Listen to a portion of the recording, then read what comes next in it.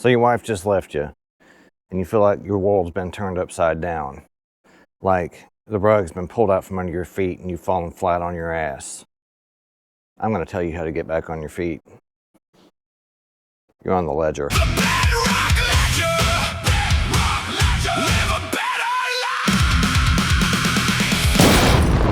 life. So when your wife leaves, immediately it's going to cause your mind to go into panic mode.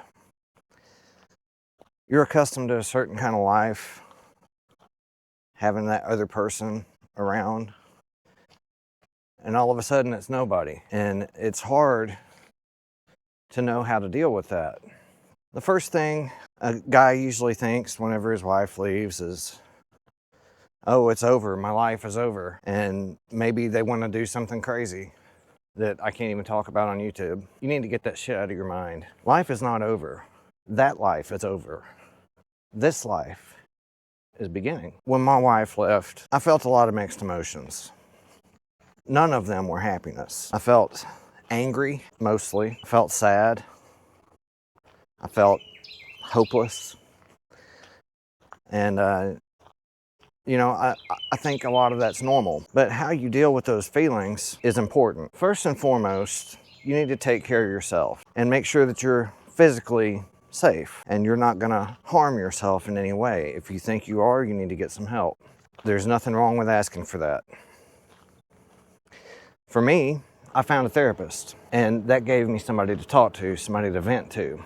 And insurance paid for it, which was nice because they are expensive. If you don't have insurance and you need to go to a therapist anyway, what I did, in addition to going to a therapist, was I kind of became a therapist for myself. So I would find myself driving in the truck, and I would talk about how I'm feeling to myself. No camera, nobody else to listen. We'll just talk it out. And it helps to hear yourself, hear your thoughts and your feelings out loud. It helps you pay more attention to it. And maybe you're thinking something crazy or stupid, and if you hear it out loud and go, wow, that's really dumb. That sounds stupid. Then maybe it is. And if it sounds sensible, maybe it is. So it really helps to hear your thoughts and your feelings out loud. It helps you to process things better. If you have some vacation time built up, now would be a great time to take a few days off. You're not going to be able to think and concentrate at work. You're going to have too much on your mind.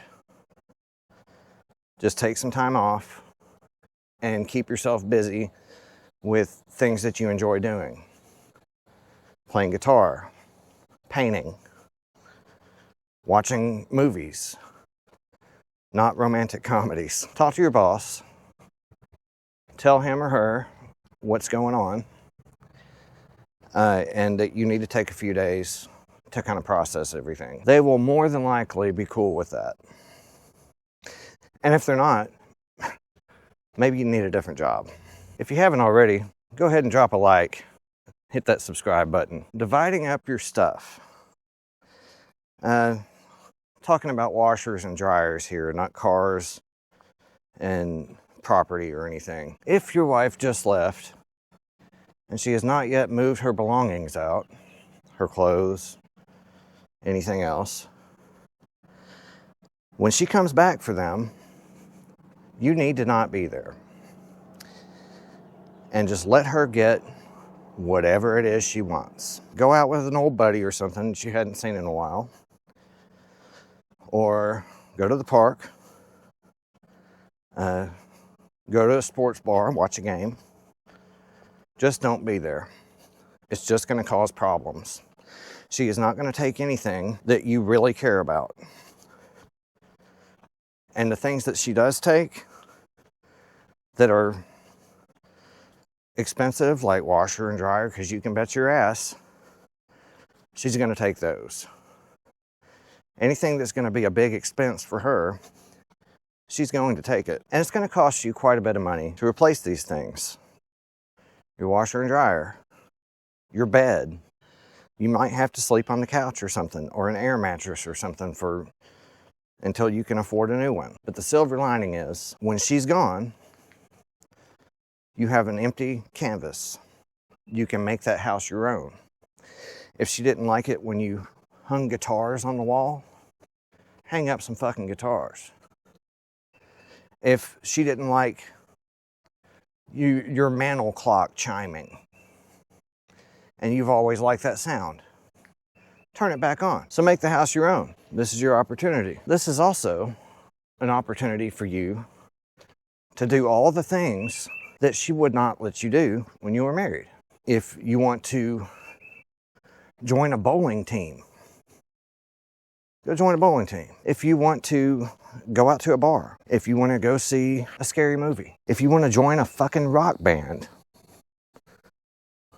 join a rock band. I've often thought about how great it would be if I could get in a time machine and just go back to right when my ex-wife left and tell myself all the same things that I'm trying to tell you right now. It is going to be better than okay. You're not going to have anybody to answer to now. You are going to be footloose and fancy-free. And I know it seems really hard to believe right now that you're ever going to get over this. Give it a year.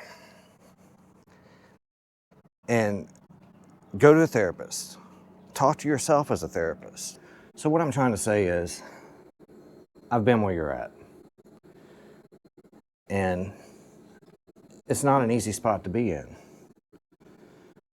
It's a goddamn tough spot to be in. But you're going to make it through it. I promise you, you will. Give it a year. And you will adjust to your new life. And not only will you not be sad about it anymore, you're going to be fucking glad. There's an old nickname for wives, ball and chain. And they call it that for a reason. Your ball and chain is off of you now. You're free.